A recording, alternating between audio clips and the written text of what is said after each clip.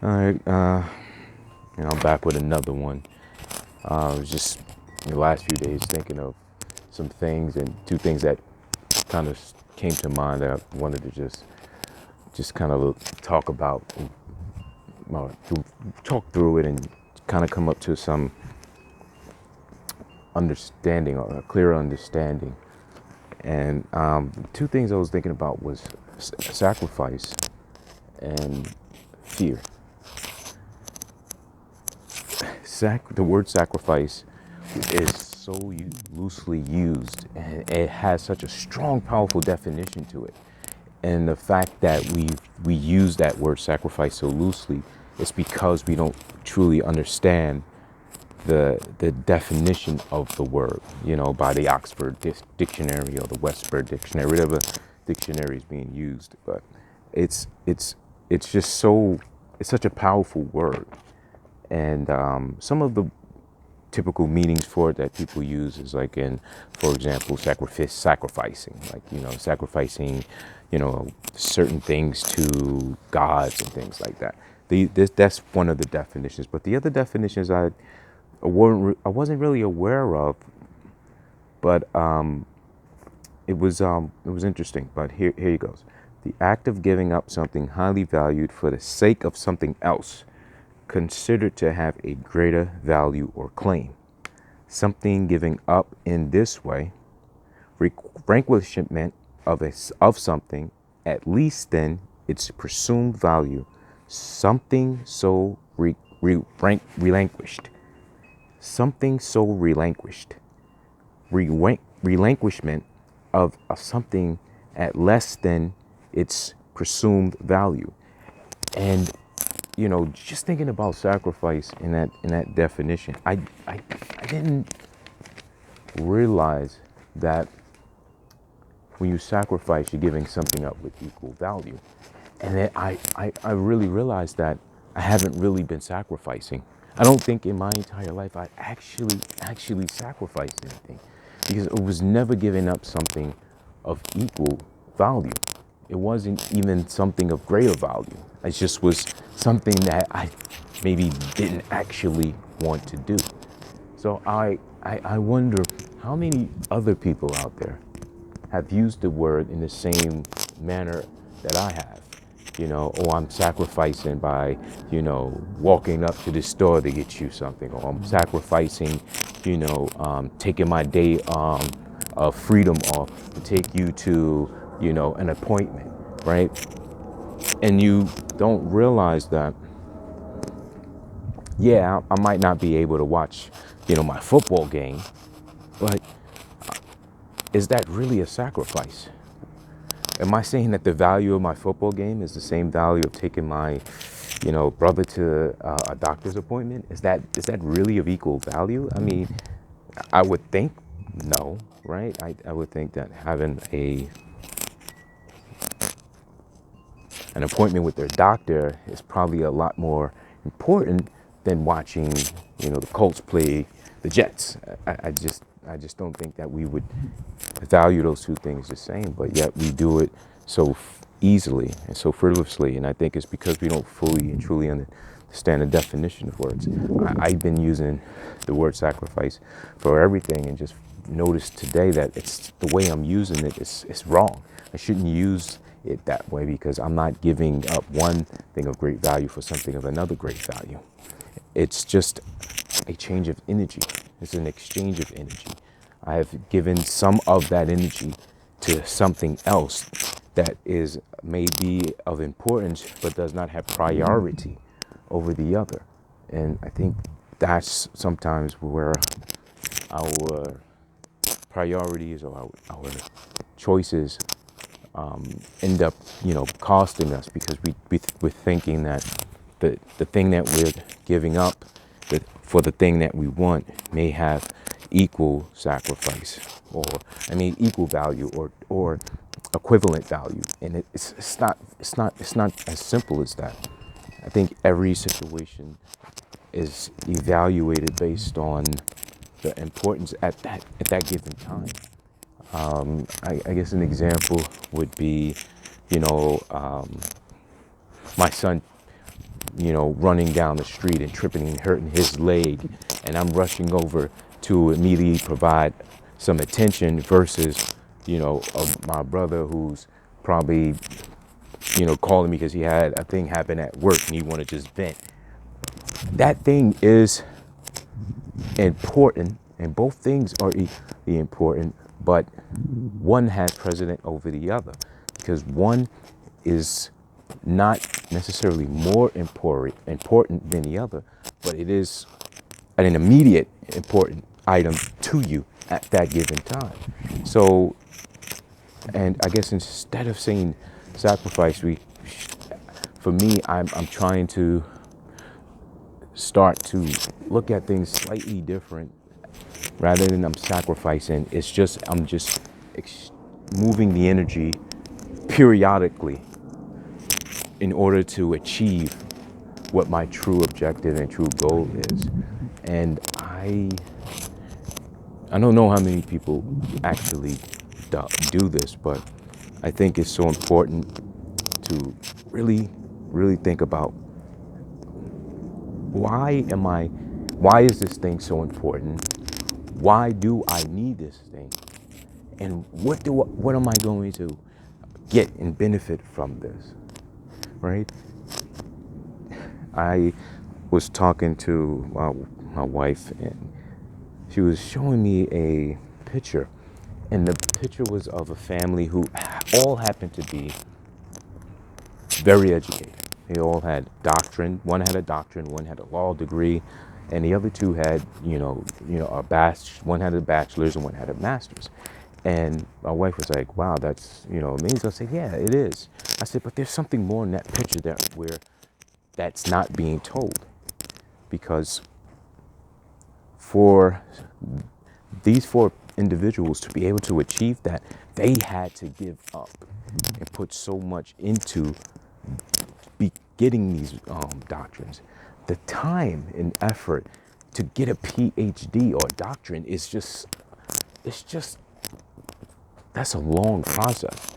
So that person was dedicated to reaching that goal and was willing to put in the energy required to get that done. But what is the reward? Is the reward the paper? Is the reward that it was accomplished? Or was the reward just to say I've done it? Or is the reward going to come later? Is the reward going to come once I've found a job, been there at the job for a while, and then moved up in the ranks and then achieved the money that I received? Is that the ultimate goal? I don't know. Is our existence solely based around the idea that you are supposed to be born into this world, you are taught the ways of this world, then you go out into the world and you create a life in a world for yourself? I guess where I get stuck with that is, how do I know this is the way? Other than someone telling me that my main purpose for living is to work, have a family, have a house, and then be put into the ground. I know that I'm missing out some things in there, because you have the interactions with your loved ones, with your friends, you go trips with the family, yada yada yada. The whole spew. You get to that point and you do these things, but can you achieve some of those things without cutting so much of your time out solely to achieve just your career, just your job, just this degree? Is it that important? And I'm saying this from someone who actually went through that. So I am a college educated person. So I've went through that, and I've made 6 figures and gave it all up. I just gave it up because one thing I didn't want, I started realizing that I am giving all of myself to this thing, and this thing is not giving any of itself back to me. I'm giving all my blood, all my sweat, all my tears to this one task, one job, and that is not bearing me any fruits. I'm actually more stressed. I'm more upset. I'm more angry. So what am I actually gaining from this? And this is not for those who actually want to do this. This is a choice they made for themselves. They truly believe that this is what they want in their life. I'm not talking about those. I am talking about those who are just out here trying to figure it out and just doing what everyone else is doing what they've been told, what they've been taught, what they've learned, what has been forced onto them. I'm talking about those. If that's you, then you should have autonomy over yourself and the decisions that you make in your life. No one should tell you how you should work, how you should live, who to love, why you should love that person. That is not at all how any of this works. None of this works that way. We are not even questioning who's telling us how we should be living. And why should someone tell us how to live? We're living, breathing beings. We should already know how to live. The choices and decisions we make should be our own. And we shouldn't be judged by those decisions. We should just be judged based on how we treat others and others treat us for the most part, right? It's not a, this is not a, this is not, our life doesn't belong to anyone else but ourselves. We own our own lives. And it's the only one we have here. Unless you believe something different, which is fine. That's the beauty. The beauty is that you can be whatever it is you want to be. And just because someone says you can't be that, that doesn't mean that. I've seen so many amazing people doing things that they were told that you couldn't do it anymore. You can't run in Olympics there because you don't have legs. Well, guess what? We have people who can do that. Because there were other people who felt that this could be achieved if we can create something to help this person. And I think that is part of the beauty of being a human being, that we have this intelligence to be able to manifest so many wonderful things that can be used to help us as a group, as a whole, as one collective. That's the way it should be. But sometimes I turn on the TV and it pains me to see how much of the world is just spinning out of control. And I'm not just talking about recently with all of the, with the pandemic and with the, Ukraine crisis. I'm talking about even before that. Even before that, we've had this perpetual spinning wheel of just pain, anger, hate, rage, and we don't even know why. And that's because it's been implanted to us. Our lives is a perpetual wheel. We're like guinea pigs on a wheel, and we're just spinning. And we're running as fast as we can, but we ain't going nowhere. We're going absolutely nowhere. And it's just simply because everyone is trying to live a dream that is way, way, way, way out of their comfort zone, because that's not what they want to do. That doesn't apply for everyone.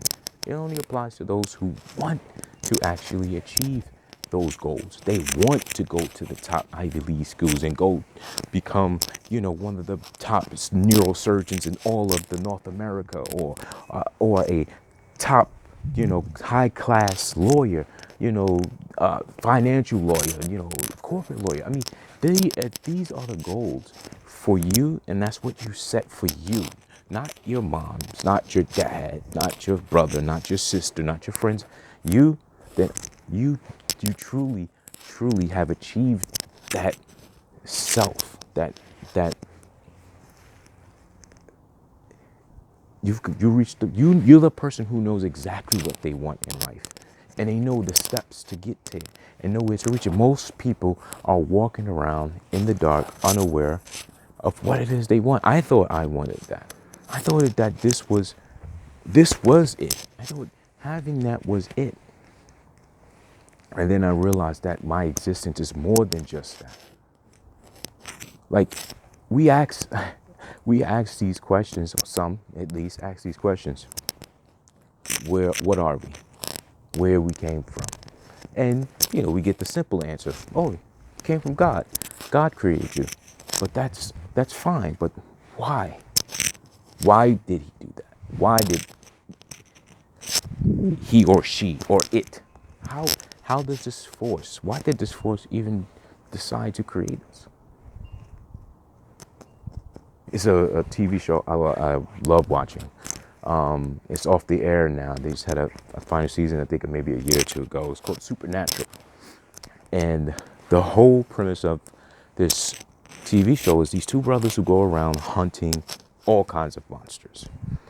And when the seasons start, that's all they typically are running into. Demons and, different types of monsters like vampires, werewolves, shapeshifters, all sorts of kind of different ancient mythological creatures, deity gods, all of these. And then at some point in the TV show, they actually begin to interact with angels. They interact with angels. And the thing that I found so fascinating about how they put the spin on it, we are taught that angels are heavenly josted celestial beings, which is true. They are celestial beings.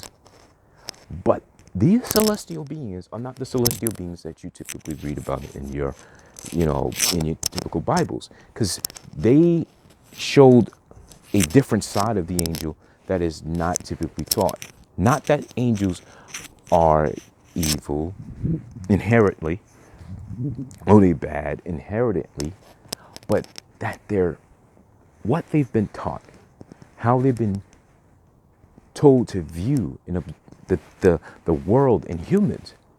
It put them in a place where they started building resentment, hate, and the angels were just as bad as the demons and the monsters that these guys were hunting. The demons were harming and hurting people. And of course, this is not something we're not known of. I mean, anyone who's picked up the Bible and read was fully aware and understand the story of Sodom and Gomorrah, what happened there with the two angels, right? So we've known the story that an archangel of the Lord does happen to come down and smite when God has ordered it. But these angels had no order, because in the TV show, God was gone. He disappeared. No one knew where he was, right? God wasn't listening to prayers, and he wasn't trying to answer prayers. He was just gone. So the angels felt that God was upset, and the angels blamed man for that. And because of that, they was treating humans on the planet cruel. Without anyone to guide them and to lead them, they did what they wanted. And I'm using that as an example because how we view the world should be viewed from our own eyes. It shouldn't be viewed from the eyes of others. Others shouldn't tell us how to live those lives. We should live those lives the way we feel that this life belongs, the way we feel our lives should be lived.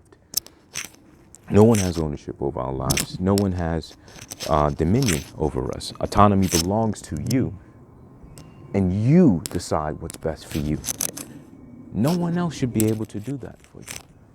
But our families pressure, society pressures us, our peers pressure us. It's so much pressure to be everyone else. And I'm a strong believer in collective consciousness, so I do agree with that collective oneness. But we're still individual beings living an individual experience. And in order for us to actually sit down and share ideas and share experiences, we have to have those individual experiences on our own. But how can we do that if everyone is doing the exact same thing at the same exact time, right? Which then leads me into another thing I was talking about. And it was today. I was having a conversation with my brother, and we were talking about animals like dogs, because he's a personal dog trainer. And he was talking about an incident, and during that incident we were talking about fear, and we brought up fear. And this shouldn't be a surprise to anyone, but fear is one of the most powerful things that humans possess. It's one of the most powerful feelings or emotions, right? Because it literally can shut your whole body down, right? Or so much so that it can kill you. That's where the term scared to death, right? You know, you're just so afraid of something that it kills you.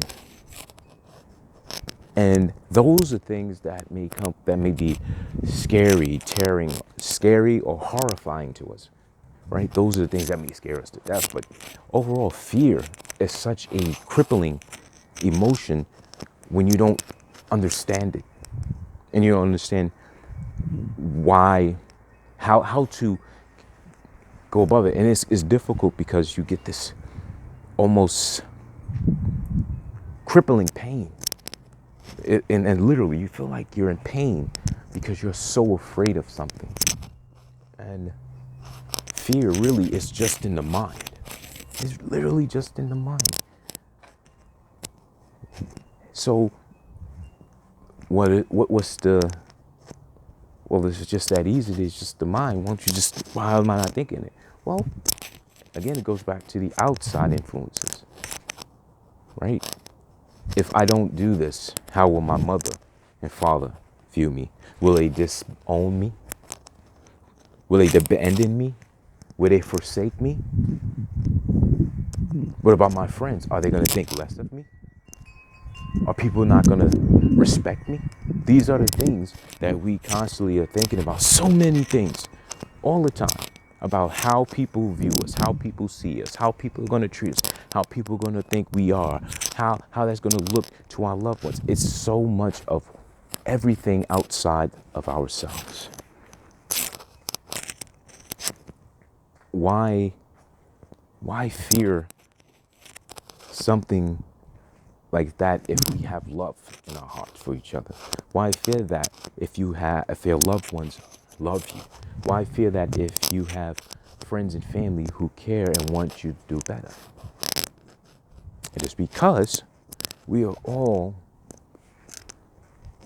believe that there is already a blueprint that has already been laid out, and that as long as you follow that blueprint, everything is going to be fine.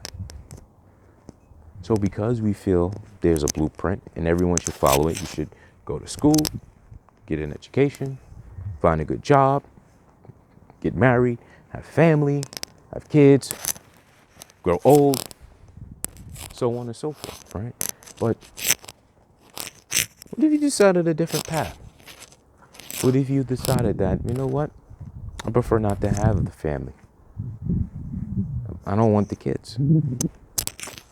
I actually don't even want to be married. I just want to have a good job. I want to have the freedom to travel the world, see new things, interact with different people. And if that's the thing you want to do, that's okay. And no one should make you feel like that is the wrong thing to do. I don't think much about, whether, at least not anymore. Like what I should do, what I shouldn't do. I do what I am driven through. I meditate a lot, and I'm always meditating because I don't want my decisions to come from a place of familiarity, meaning I don't want it to be something I'm familiar with. I've always went to that place because I know that place is what typically is called the ego. I don't want to refer to the ego. I want to refer to that higher version of myself, that higher consciousness, because that is the only me. That is the true me. That is the only me that I should trust. And that should be the only person I trust. You should trust yourself more than you trust anyone else, because you are there to protect you. We don't understand I don't think we understand the true meaning of that. Self. We use the word self all the time, but we don't really know what self is. Some will say self is my labels, right? Self is my doctor. Self is I'm a teacher. Self, I'm a mother. Self, I'm a father. Self, I'm a brother, sister. I'm a man. I'm a woman. I'm straight. I'm gay. I'm a Christian. I'm a Muslim. It's all these labels that we identify as self. I'm not sure if that's self. I know that's a label, but I don't know if that's self. Then they say, oh, you're white, you're black, you're Asian, you're Mexican. Is that self or is that another label? Sounds like another label to me because I don't recall me naming myself that, right? Whatever name that is you're trying to give to me. So at what point what is self? What is really self? If you ask me what self is that complex consciousness, that complex you that has existed for such a long time, far longer than your physical human life.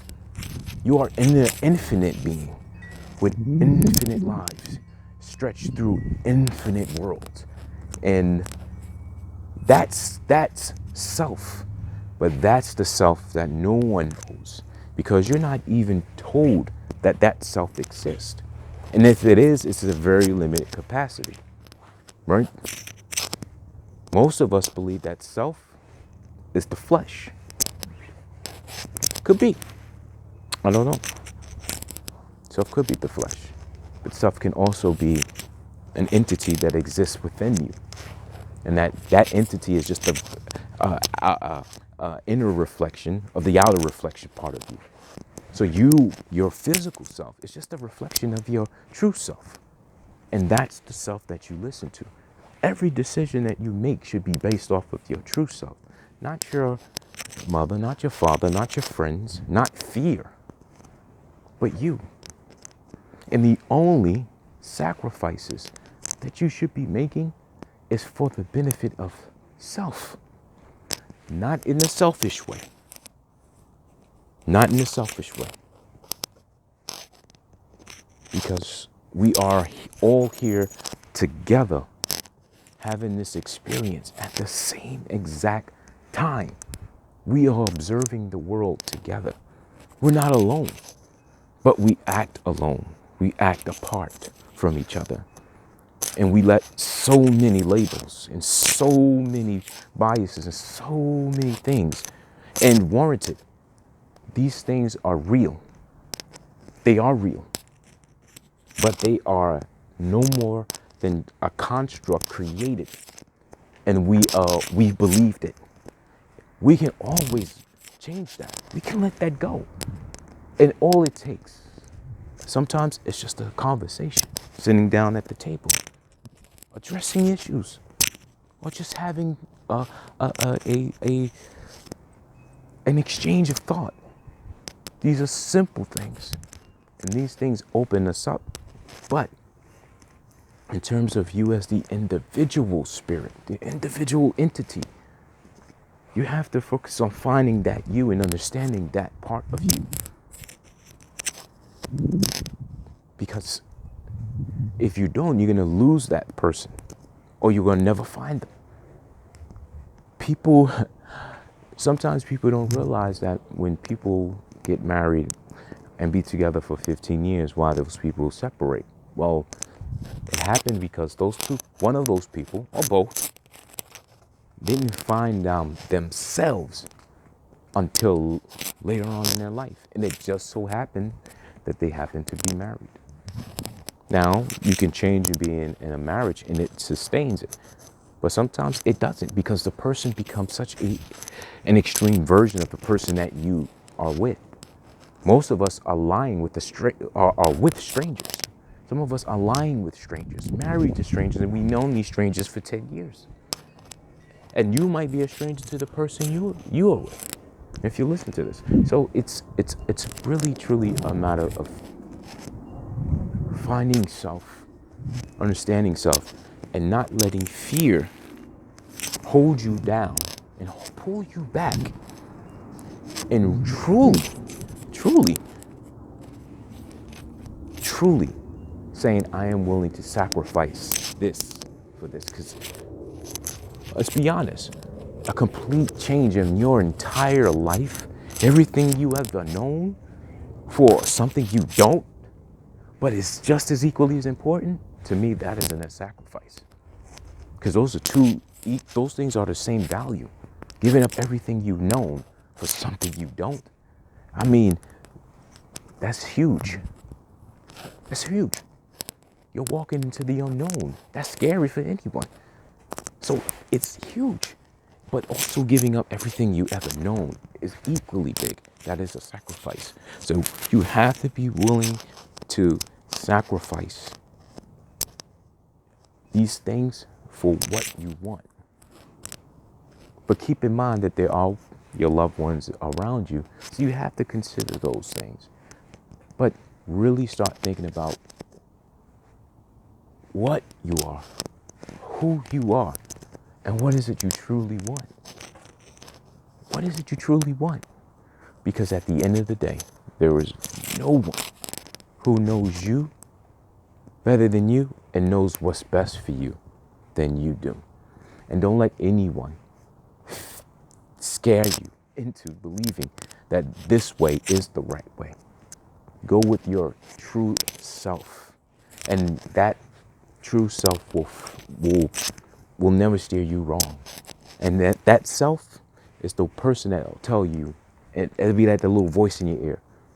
Don't do that. Don't go that way. Don't say anything. Because that version of you is infinite. It has seen all the possibilities. And it knows that this is the best choice. So that's just food for thought. Something I was thinking about. I hope it does something for you. I hope it helps. I hope you enjoy it. And talk to you later.